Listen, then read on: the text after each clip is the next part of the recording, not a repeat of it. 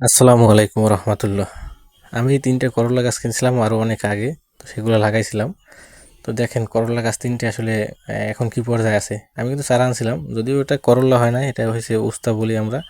সেই উস্তা হয়েছে, তার সাইজ ছোট হয়েছে। কিন্তু যিনি বিক্রি করছে আমার কাছে, উনি আসলে আমার সাথে প্রতারণা করছে। উনি বলছিল যে এটা করলা গাছ। তা আপনারা জানেন যে করলা সাইজ অনেক বড় হয় এবং উস্তা ছোট হয়। তো সেই বড় সাইজের করলার আশা করে আমি কিনছিলাম, কিন্তু হয়েছে উস্তা। যাক আলহামদুলিল্লাহ, আল্লাহ যা দেয়। তো যিনি বাটপারি করছে তিনি তো বাটপারি করছেনই আর কি, তার তো আর কিছু বলার নাই।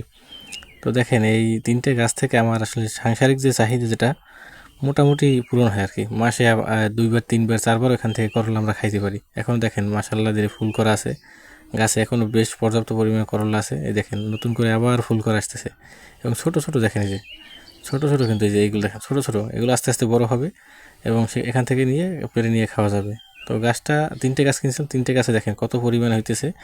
এবং এখনও কিন্তু গাছে দেখেন যে মাশাআল্লাহ কত সুন্দর সুন্দর ফুল আসছে। অসম্ভব সুন্দর লাগে এগুলো দেখতে আমার কাছে।